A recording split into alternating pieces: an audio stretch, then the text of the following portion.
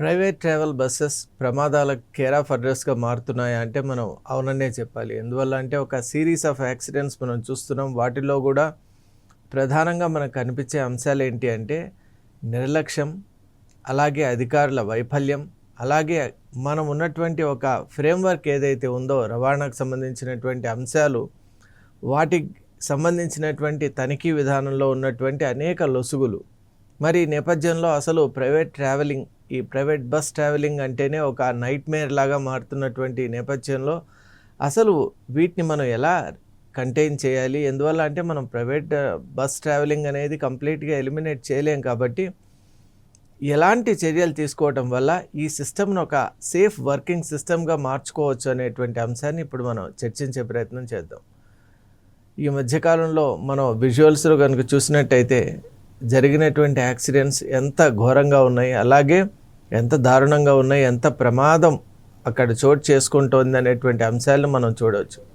అంటే కొన్ని ప్రమాదాలు ఎలా ఉన్నాయంటే మొన్న ఈ మధ్య జరిగినటువంటి ఇక్కడ సూర్యాపేటకి దగ్గర సంబంధించినటువంటి ఒక యాక్సిడెంట్లో చనిపోయిన వారిలో అధిక శాతం యువత. మరి కుటుంబానికి ఆసరాగా ఉండవలసినటువంటి యువత ఇలా తిరిగిరాని లోకాలకు వెళ్ళిపోతే మరి ఆ కుటుంబాలని ఎవరు కాపాడుతారో, అండ ఎవరు? ప్రతి ఒక్కరు యాక్సిడెంట్ జరిగినప్పుడు మాత్రమే ఫోకస్ దానిపై ఉంటుంది.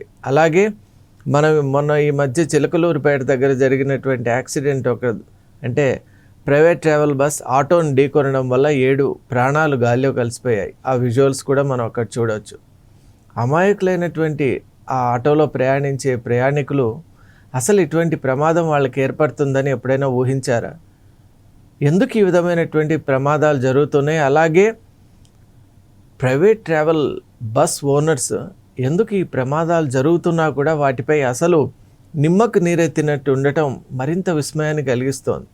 ఎందువల్ల అంటే వాళ్లకు కేవలం వాళ్ళు చేసేటువంటి లాభాపేక్ష ఏదైతే ఉందో అంటే ప్రాఫిట్ సీకింగ్ మాత్రమే వాళ్ళకు ఒక మెయిన్ మోటివ్గా ఉంది. కానీ ప్రాణాలకు విలువ కానీ, ప్రాణాలకు వాళ్ళు ఇచ్చేటువంటి ఒక ఇంపార్టెన్స్ కానీ అక్కడ మనకు లోపిస్తోంది. అసలు పెద్ద పెద్ద మంచి ట్రావెల్స్గా మనం భావించేటువంటివి ఫ్రెష్ బస్ ఒకటి, న్యూగో ఒకటి, అలాగే మనం చూస్తున్నాం ఇంటర్సిటీ స్మార్ట్ బస్, ఇలాంటివి చూడటానికేమో చాలా బాగుంటాయి. అసలు ఆ బస్సును కనుక చూసినట్టయితే ఇది ఒక పర్ఫెక్ట్ అంటే వెహికల్ ఫర్ ట్రావెలింగ్ అని మనకు అనిపిస్తుంది. కానీ ప్రమాదాలు జరుగుతున్నాయి. దాని వెనుక ఉన్నటువంటి కారణాలు కనుక మనం అన్వేషిస్తే బస్సుకు ఉన్నటువంటి కెపాసిటీ అంటే లోడ్ బేరింగ్ కెపాసిటీ అని ఒకటి ఉంటుందండి ఒక వెహికల్కు. ఎంత లోడ్ వేయాలి, అలాగే ఆ క్రిటికల్ లోడ్కు పైన ఒక బఫర్ లోడ్ వరకు కూడా అలో చేయొచ్చు. కానీ ఈ ప్రైవేట్ ట్రావెల్స్ ఒక పక్క ప్యాసింజర్స్ని ఎక్కించుకోవటం, ఈవెన్ అక్కడ కూడా మనం చూసాం ఏదైతే గవర్నమెంట్ ఒక సర్టిఫికేషన్ ఇస్తుందో ఆ బెర్తులు కూడా కుదించటం, ఇంకా ఎక్స్ట్రా సీట్స్ అక్కడ వాళ్ళు పెంపొందించుకోవటం, ఇది కూడా మనం చూస్తున్నాం. కానీ ఇవన్నీ కూడా రవాణా అధికారుల దృష్టికి ఎందుకు రావటం లేదో అది చాలా ఆశ్చర్యం. ఎందువల్ల అంటే రవాణా అధికారుల యొక్క ఉద్దేశమే ఇటువంటివి ప్రివెంట్ చేయటం. మరి యథేచ్ఛగా వాహనాలు అయితే తిరుగుతున్నాయి, ప్రమాదాలు కొని తెచ్చుకుంటున్నారు. అక్కడ చూడండి ఎంత దారుణమైనటువంటి యాక్సిడెంట్ అది, సూర్యాపేట. మరి ఈ ప్రమాదాల వెనుక ఉన్నటువంటి నేపథ్యాన్ని చూస్తే మనం అనుకున్నట్టు సర్టెన్ లోడ్ మించి ఒక బస్ తీసుకోలేదు ఒక వెహికల్.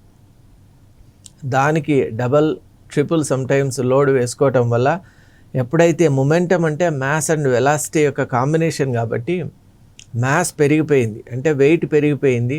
అలాగే వెలాసిటీ అంటే ఇక్కడ మరొకటి ఏంటంటే ఇంత వెయిట్ బేరింగ్ బస్సెస్ కూడా వాటికి ఇచ్చినటువంటి ఒక స్కెడ్యూల్ ఎలా ఉంటుందంటే లేట్ నైట్ స్టార్ట్ కావటం, అంటే to attract more travellers or passengers అవి చాలా లేట్గా స్టార్ట్ కావటం. డెస్టినేషన్ ఏమో అన్నిటికంటే ముందే చేరాలి అని ఒక టార్గెట్ పెడతారు. మరి అక్కడ మధ్య ఉన్నటువంటి టైం ఎంత అంటే అది నార్మల్ స్పీడ్లో వెళ్తే ఎట్టి పరిస్థితిలో మనం అటైన్ చేయలేం. అందువల్ల ఈ బస్సెస్ ఏం చేస్తాయంటే మితిమీరిన వేగం, మరి ఇలా మితిమీరిన వేగంతో వెళ్ళినప్పుడే మొమెంటం అంటే మ్యాస్ అండ్ వెలాసిటీ అని మనం అనుకున్నాం. మ్యాస్ ఏమో వెయిట్, అది ఆల్రెడీ ఎక్కువగా ఉంది. వెలాసిటీ కూడా స్పీడ్ మనం పెంచుకోవటం వల్ల అది కూడా పెరిగిపోయి ఇక్కడ మొమెంటం ఎక్కువ అవుతుంది. మరి అంత మొమెంటంలో ఉన్నటువంటి వెహికల్ను ఆపటానికి బ్రేకింగ్ సిస్టమ్ నిజంగా పనిచేస్తుందా అంటే 100% it will be a failure.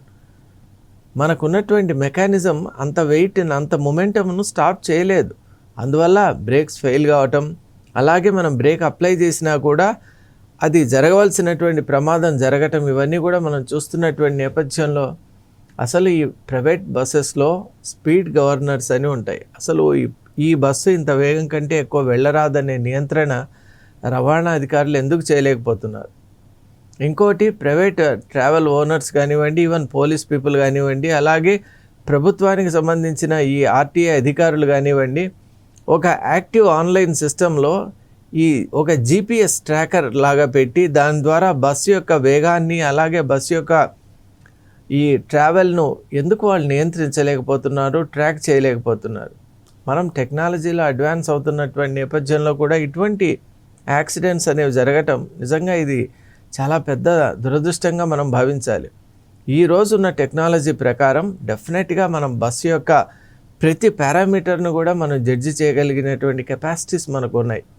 దానికి ఉన్నటువంటి అసలు టైర్లలో ఉన్న శక్తి ఏంటి, అలాగే ఇంజన్స్ యొక్క అవి రీఫ్యూయలింగ్ కెపాసిటీస్ ఎలా ఉన్నాయి, అలాగే ఫిట్నెస్ ఎలా ఉంది, వెహికల్ యొక్క ఫిట్నెస్, ప్రతి ఒక స్కెడ్యూల్డ్ ఒక ట్రావెల్ ముందు ఆ బస్సు ఆ ట్రావెల్కు ఫిట్గా ఉందా లేదా అనేటువంటి ఒక సర్టిఫికేషన్ ఎందుకు తీసుకోవటం లేదు? అలాగే అలాంటి సర్టిఫికేషన్ లేని బస్సెస్ అంటే sometimes it will be a surprise. ఏ బస్ అయితే ఆ ట్రావెల్కు అనర్హమైనటువంటిదిగా టెక్నికల్గా భావిస్తామో అటువంటి బస్సెస్ కూడా కొల్లలు ఇప్పుడు ముఖ్యంగా మనం చూసినట్టయితే హైదరాబాద్ విజయవాడ మధ్య ఎన్ని వందల బస్సెస్ వెళ్తున్నాయో మనం అసలు ఊహ కూడా చేసుకోలేం.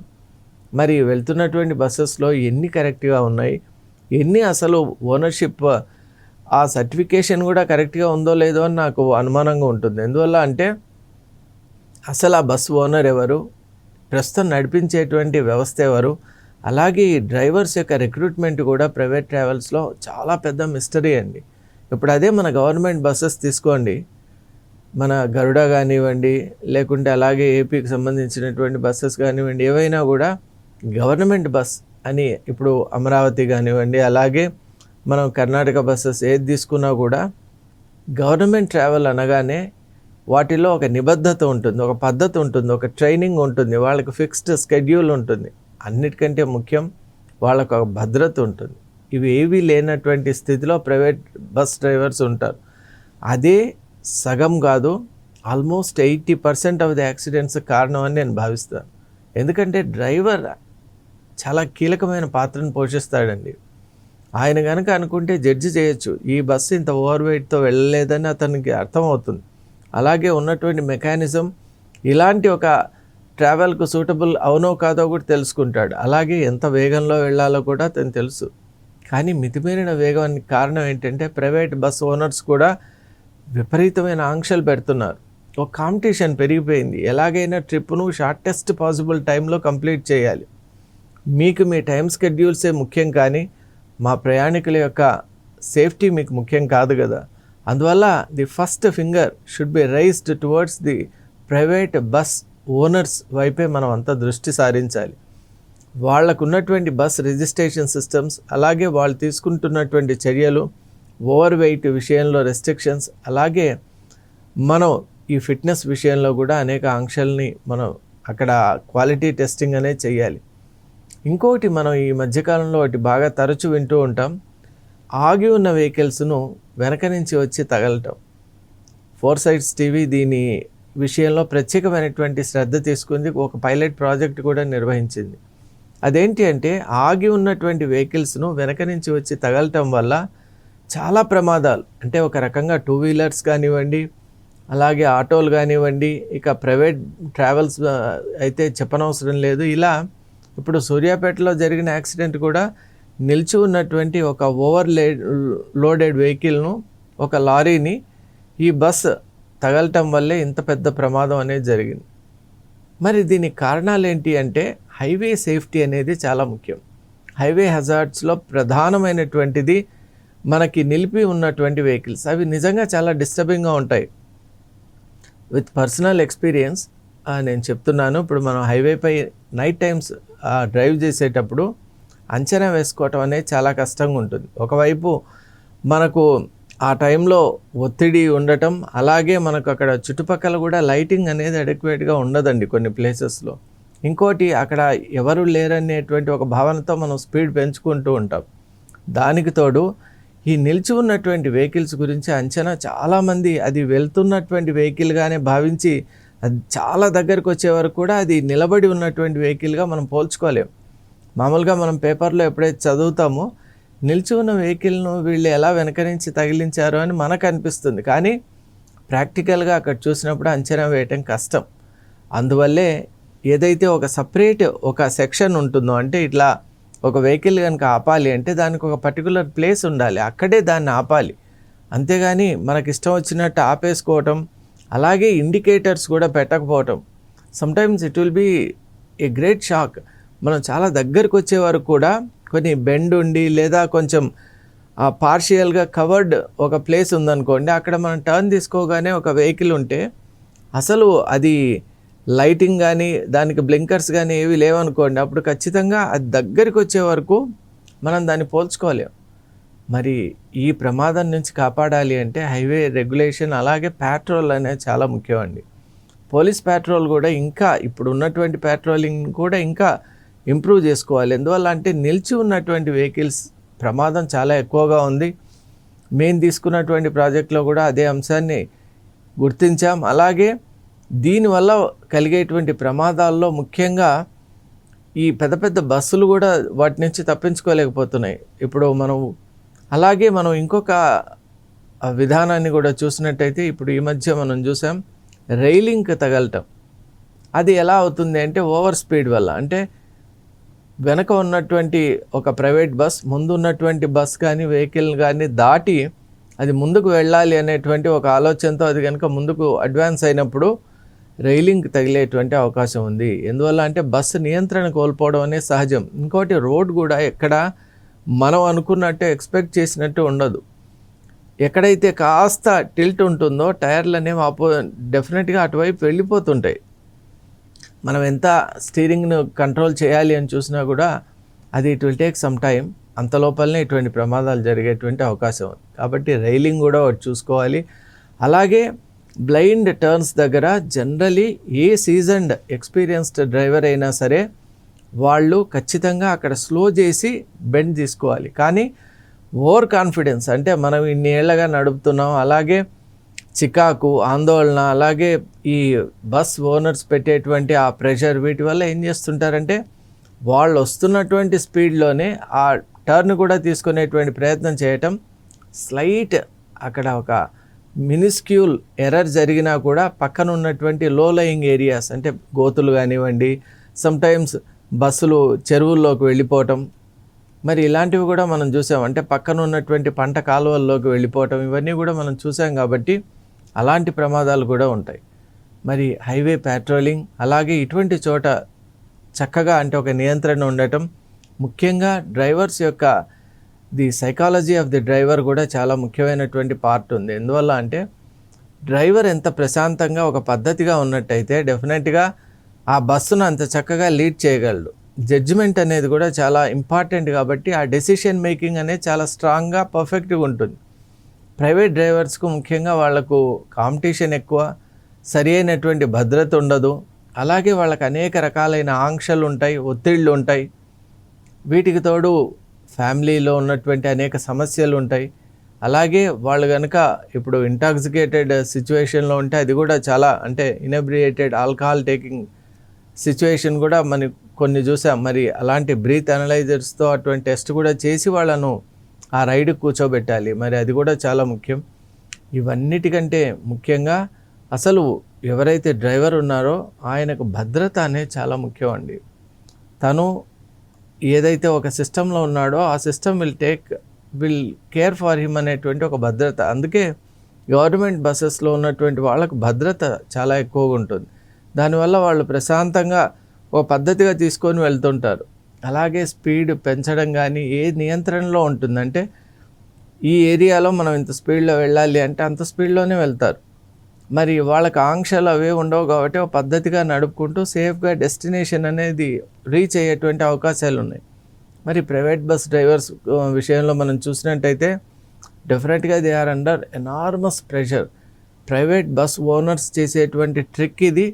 వాళ్ళ వల్లే ఆ డ్రైవర్స్ అంత ఒత్తిడికి గురై ఆ ఒత్తిడి యొక్క ఫలితమే ప్రమాదం రూపంలో ఉంటుంది. అంటే మితిమీరిన వేగానికి కూడా వెళ్ళిపోతుంటారు, అన్కంట్రోల్డ్ స్పీడ్. వాళ్ళకి తెలిసి ఈ వేగం చాలా ప్రమాదం అని, కానీ ఆ డెస్టినేషన్ చేరుకోవాలి అంటే అంత లోపల వాళ్ళు ఈ స్పీడ్ కనుక పికప్ చేసుకోలేకపోతే డెఫినెట్గా రీచ్ కాలేరని. అందువల్ల మనం ఇవన్నిటిని దృష్టిలో పెట్టుకోవాలి. అలాగే మనం ఎక్కేటువంటి బస్సు గురించి కూడా ప్రతి ఒక్కరూ ఆదరాబాదరాగా ఏదో ఒక బస్సు దొరికింది కదా అని వెళ్లకుండా దాని గురించి కూడా కొంత మనం కూడా తెలుసుకుంటే మనకే మంచిదే. అలాగే ఎవరైతే ఈ డ్రైవర్స్ ఉంటారో వాళ్ళపై ఈ మేనేజ్మెంట్ కూడా ఎక్సెస్ ప్రెషర్ అనేది పెట్టకూడదండి. ఇక హైవే ప్యాట్రోలింగ్ అనేది ఉండాలి. అలాగే అంబులెన్స్ సిస్టమ్స్, ఎందువల్ల అంటే కొన్ని ప్రమాదాలు జరిగినప్పుడు మనకు గోల్డెన్ అవర్ అని ఉంటుంది, అంటే 1 to 2 hours అది గోల్డెన్ అవర్. అంత లోపల కనుక మెడికేషన్ వాళ్ళకి అందివ్వగలిగితే డెఫినెట్లీ మనకు సర్వైవల్ రేట్ అనేది పెరుగుతుంది. మరి అటువంటి ఒక అంబులెన్స్ కానీ మెడికల్ ఫెసిలిటీస్ అక్కడ ఇవ్వగలగాలి. అలాగే మనం చూసినట్టయితే ఈ మొత్తం సిస్టమ్ను గవర్నమెంట్ ఇంకా ఒక చక్కటి ఒక ఫ్రేమ్వర్క్లోకి తీసుకురావాలండి. ఈ ట్రాన్స్పోర్ట్ అలాగే ఆర్టీఐ అధికారులు కూడా నిజంగా వాళ్ళ విధుల్ని వాళ్ళు పాటించాలి. ఏదో నామమాత్రంగా తనిఖీ చేశాం, అసలు లేమేనే గుర్తుపట్టగలదు ఇది ఓవర్ వెయిట్ అని, కానీ ఆ బస్సులు ఆర్టీఐ ఆఫీస్ ముందు నుంచే వెళ్ళిపోతుంటాయి. ఎలా వెళ్తున్నాయి? అలాగే డేంజరస్ ఏదైనా సబ్స్టెన్సెస్ ఉన్నాయా, లేకుంటే మనం చూసాం ఏదైనా ఫ్లేమబుల్గా ఉండేటువంటి ఒక పదార్థాలు అందులో ఎక్స్ప్లోజివ్స్ ఉన్నాయా, వాటన్నిటిని కూడా తనిఖీ జరగాలి. సేఫ్టీ పెంచుకోవాలి, సెక్యూరిటీ పెంచుకోవాలి. ప్రతి రైడ్ కూడా ఒక పర్ఫెక్ట్గా మనం ప్లాన్ చేయగలిగితే చాలా మటుకు ఇటువంటి ప్రమాదాలని మనం నియంత్రించగలం. అలాగే మధ్యలో ఈ డ్రైవర్లకు ఒకటి ప్రైవేట్ డ్రైవర్స్కి ఉన్నటువంటి ప్రాబ్లం ఏంటి అంటే వాళ్ళకి విశ్రాంతి అనేది చాలా తక్కువ అండి. ఇప్పుడు గవర్నమెంట్ డ్రైవర్ అనుకోండి, ఆయనకు స్కెడ్యూల్ ఉంటుంది, అది కాగానే ఆయనకి ఇంత రెస్ట్ అవర్స్ ఉంటాయి. ప్రైవేట్ డ్రైవర్స్కి ఎలా అంటే రెస్ట్ అవర్స్ తక్కువ, ఒక్కోసారి బ్యాక్ టు బ్యాక్ కూడా ఉండటం వల్ల విపరీతమైన ఒత్తిడి, అసలు శరీరం కూడా సహకరించకపోవడం, అసలు అన్కాన్షియస్గానే వాళ్ళు ఒక్కోసారి ట్రాన్స్లోకి వెళ్ళిపోవటం, ఇటువంటి ప్రమాదాలకు గురి కావటం, మిగతా వాళ్ళని గురి చేయటం కూడా మనం చూస్తుంటాం. కాబట్టి ప్రైవేట్ ట్రావెల్స్ అనేటువంటిది అనివార్యం. అది ఎందువల్ల అంటే ఇప్పుడు ఉన్నటువంటి జనాభాకు సరిపోయేటువంటి బస్సెస్ లేవు కాబట్టి definitely we depend upon private travels. కానీ వాటిని బాధ్యతగా నడపవలసినటువంటి ఒక కర్తవ్యం కూడా ఈ ఓనర్స్కి ఉంది. ఓనర్స్ ఇవన్నిటినీ కూడా ప్రైవేట్ ట్రావెల్ బస్ ఓనర్స్ వీటిని క్షుణ్ణంగా పరిశీలించాలి. ప్రాణం అనేటువంటిది అత్యంత విలువైంది. మీకు కావలసినటువంటి ప్రాఫిట్స్ కానీ మీ యొక్క ఏదైనా మార్జిన్స్ని మాత్రమే మీరు గుర్తుపెట్టుకొని మీ సర్వీసెస్ నడపకుండా ప్రయాణికుల ప్రాణాలకు ప్రాధాన్యత ఇచ్చినట్టయితే definitely improvement will take place. Thank you.